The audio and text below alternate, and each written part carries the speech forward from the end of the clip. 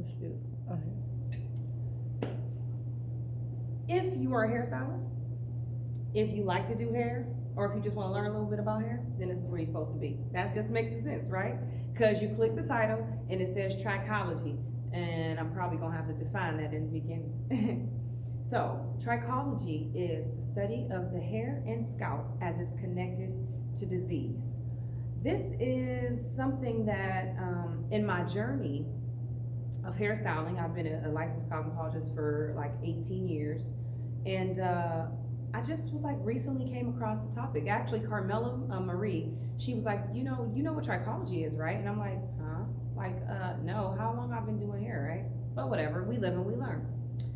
I looked it up, and it is such an interesting topic, especially since my daughter, at the age of 5, was diagnosed with an ailment called trichotillomania, where she has a compulsive desire to pull out her hair. Also, I have a couple of clients that have alopecia universalis and just alopecia areata, where they have no hair. So it's like so interesting to me to know the connection of the different diseases and how it actually, what happens to the hair as it dies, scalp. So if you're suffering from baldness, or if you're suffering from area alopecia, then this is a great informative information for you, okay? Now, the study of trichology is something that's not real prevalent in the USA. It's more prevalent, if I'm not from my knowledge, if I remember correctly, it's London, England area, where there's more connected. So say you went to your cosmetologist, you went to your hairstylist, the woman who does your hair, woman or man who does your hair, and you noticed that you had some balding. They would send you, in England, they would send you to a trichologist, as well as the dermatologist. If you go to your dermatologist and they see some baldness, or that you have struggle with some hair falling out or balding, they will send you to a trichologist. That's in England. In the USA, if you've experienced something like that, if you've talked to your cosmetologist, they do not recommend a trichologist. They recommend a dermatologist. And dermatologists recommend themselves. They do not recommend trichologists because it's not something that's prevalent here nowadays. I'm here to try to like widen that wedge. I want to spread that make this pizza pie larger, because right now we're very at the tip. We're right at the tip. So people, this is me kind of jamming this wedge in there, saying that I know about the subject. Now it's trying to spread this knowledge all across so that people who are suffering with hair loss issues are better educated about their situation.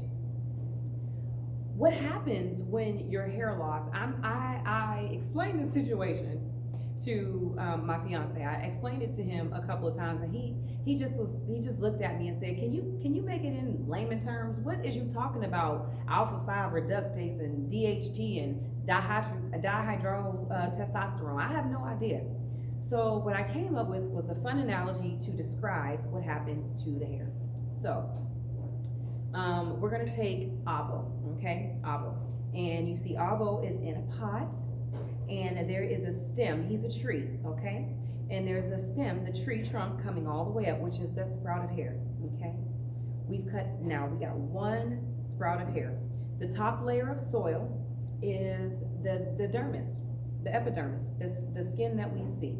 And then you get another layer of soil, and then the other layer of soil will all the nutrients and all of the things the roots are, those are the capillaries of the hair. That's the subcutaneous layer. So the dirt is a subcutaneous layer with all of the nutrients that correlates to the capillaries in the scalp.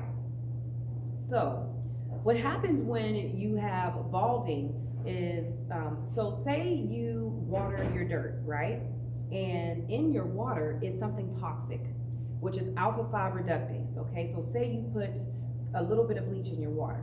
And so you put this bleach in the water, but when you go to water your plant, some of the leaves of your plant begin to die.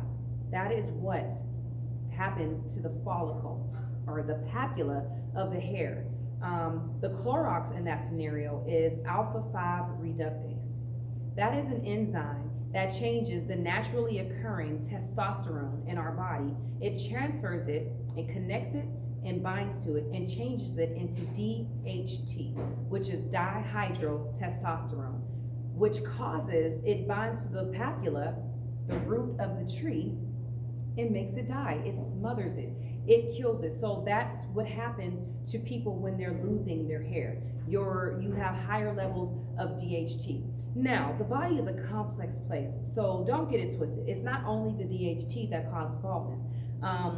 There's androgens, there's hormonal things that take effect, but we must remember higher levels of DHT will cause balding in the scalp. And I learned all this to say that I am intending on creating a product that prevents the transition of testosterone to dihydrotestosterone so that I can possibly prevent baldness in women because the DHT won't be present. I don't know all the details of it, but I am beginning this journey. If you have any questions about what you can do to help slow down your balding, or if you have other questions, other topics you would like for me to talk about when it comes to hair, I'm going to bring it back because I love talking about trichology and everything that I learned. I'm going to bring it back to you guys. Remember, take care of your tree, take care of the roots. The roots are the strongest and the best part of that tree. A tree can actually come back to life if the roots are still living. So take care of the roots of your hair. The ends of the hair are an extension of that. So start at the beginning. If you have any questions, guys, leave it in the comments below. Thanks. I appreciate y'all time. Subscribe to this channel. And I'm Audi 5G.